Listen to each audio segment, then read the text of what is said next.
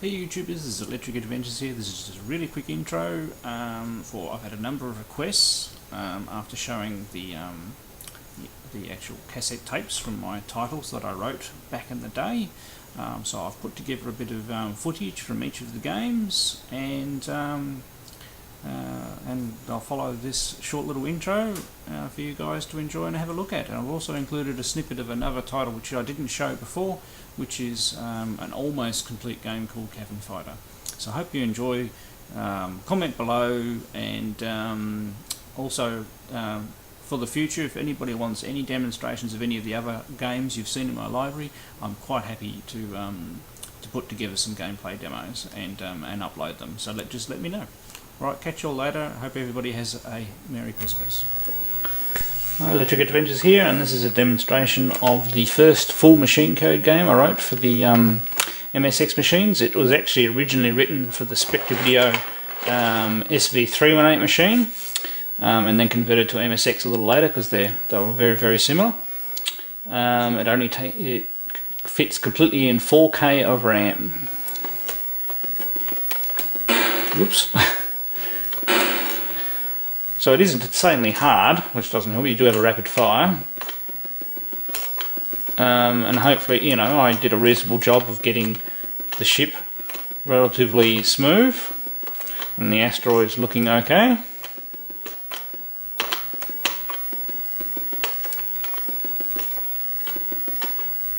And you have a UFO that comes out as well,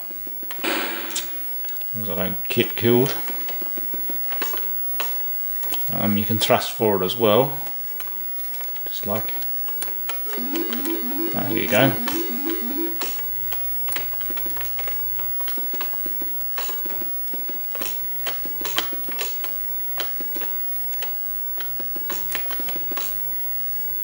There we go, stage, slight pause, use the thrusting to get out of the way.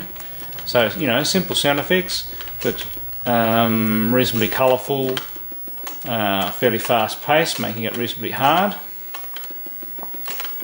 I'm not sure from memory this one really has the concept of stages other than just putting you along to the next one, so there's no speed increase or anything like that.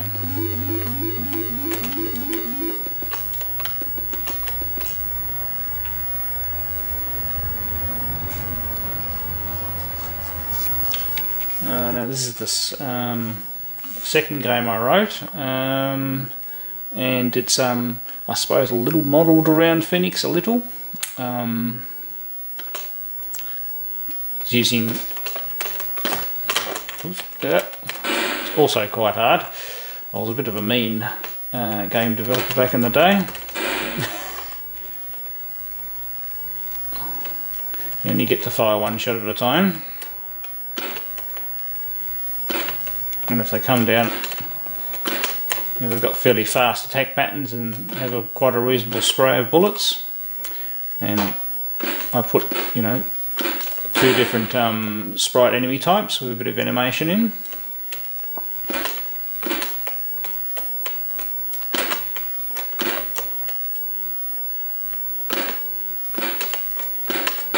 And I do believe this one does include a concept of increasing the clock, or the action clock, so that it gets harder the further you go on.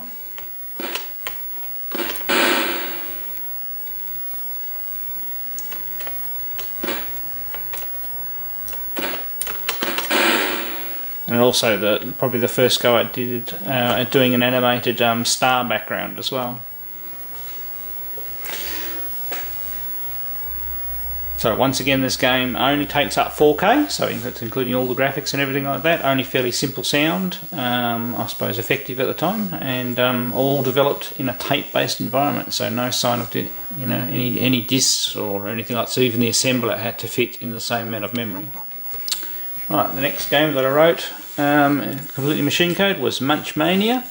Now, of course, this is a Pacman clone. And a minor attempt at some music. Now it looks, it doesn't look too bad for a Pacman game. The ghosts are a little bit monochrome. I probably could have done some. Sorry, I'm using keys to do this. I'm pressing the wrong ones. I probably could have done some double sprite layering. The trick with getting more colours with sprites on an MSX machine was to put 2 sprites over the top of each other, and you had a physical limitation of only 4 sprites per row.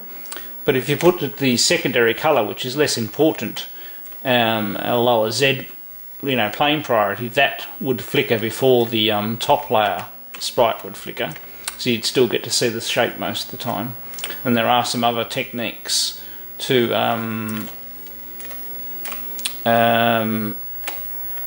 improve the visual time that a sprite spends on the screen. Now you see we've got bonuses here, which uses a few colours. It does make the background disappear a little bit there.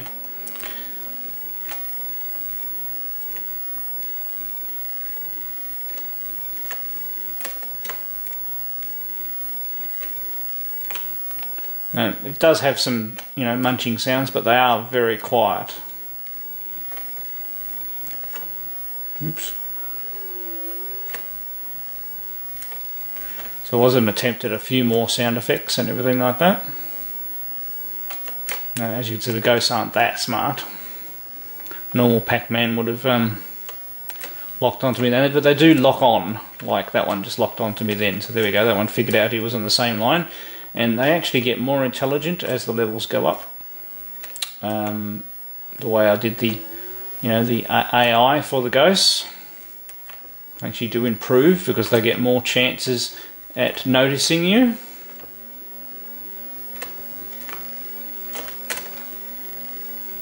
So it does try and start them out a little easier. So you've got a chance at finishing to start with. Nope, I'm going to get that one. Oh, it's lucky they're done. Let's see if we can finish a maze here. And get the maze flash when you finish. And you go on to another stage. Now this is still at the same speed as the last one, except we have a little bit, a slight improvement in the decision logic for the ghosts. Making it to the next stage will increase the action clock.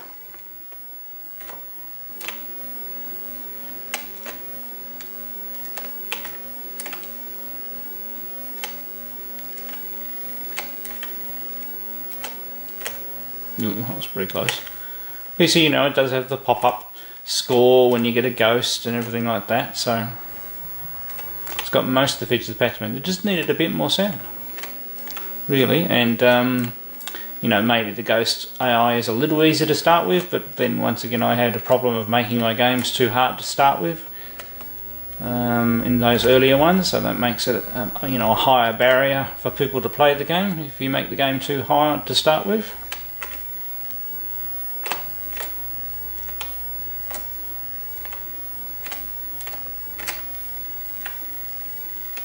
Just needed that, a little bit more sound as you're munching. There is munching there. It's just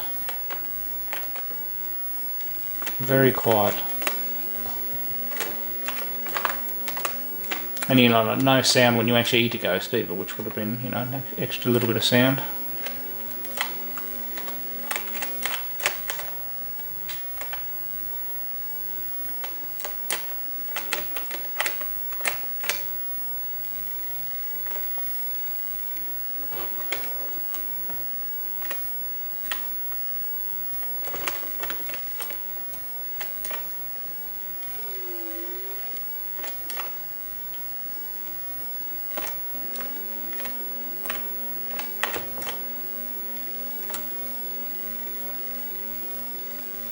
Okay, got that one more dot to get. It's about the worst place for it. Oh, game over. We don't get to see the double clocking. So this was the last fully working game called Pixie Dis, which is actually one of the real star systems out there in our universe. That's how I picked the name. So a little bit more attempt at trying a little bit more exciting title there too.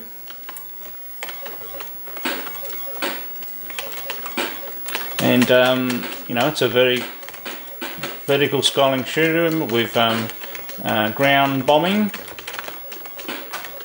I decided not to use the second button of the MSX because they're actually too hard to come by. So the bomb part automatically fires in sequence depending on the number of main bullets that you're firing out.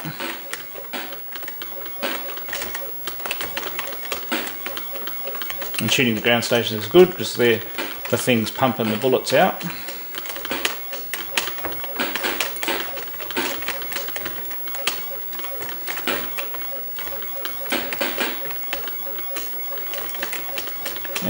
And if you shoot a certain number of enemies, and there it is, there's the power up where you double your firepower. Which unfortunately resets when you die.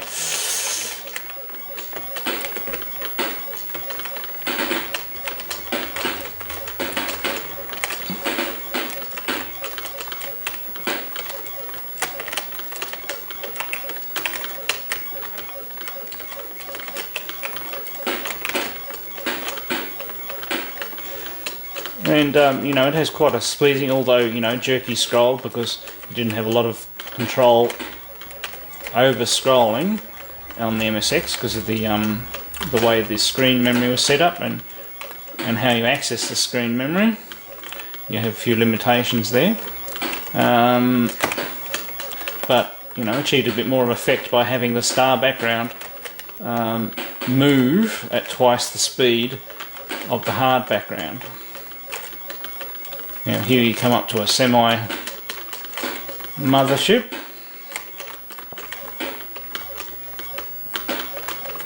Missed another power there.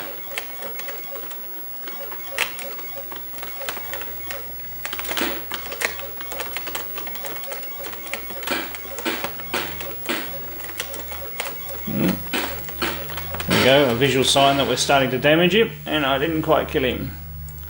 So there you go, there's Pixie Dis. It's actually quite a good fun shoot 'em, and it actually has 3 different graphical stages, so 3 different layouts to the stages, and then once you go around again it doubles the action clock, so everything speeds up again. So it's actually quite a hard game with a bit of challenge and hard to make a decent score, but quite a fun game. One I'm most proud of, and the one that I've sold the physical most copies of in its lifetime.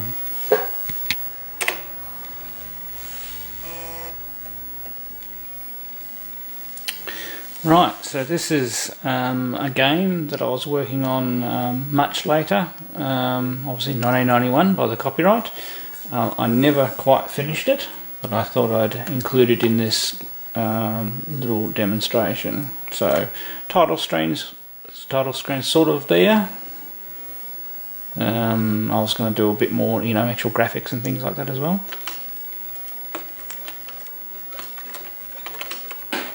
Oops.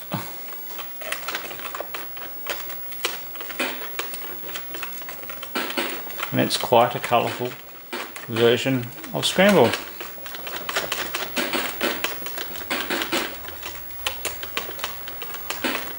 Using all sorts of lovely tricks to get as many colours as possible on the screen. Now, as you saw by an earlier screen glitch where I actually an image of my ship came down instead of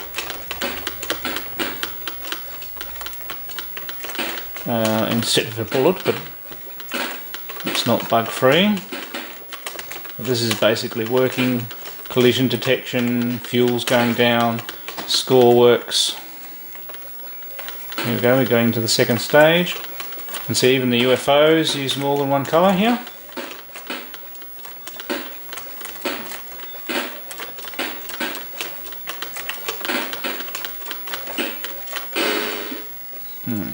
Wonderful explosion.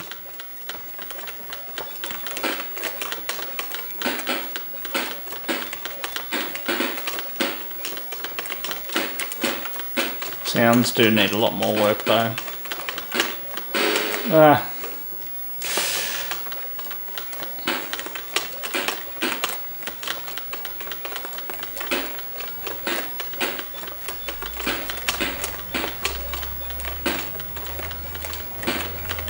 Don't seem to be able to hit the UFOs at the moment.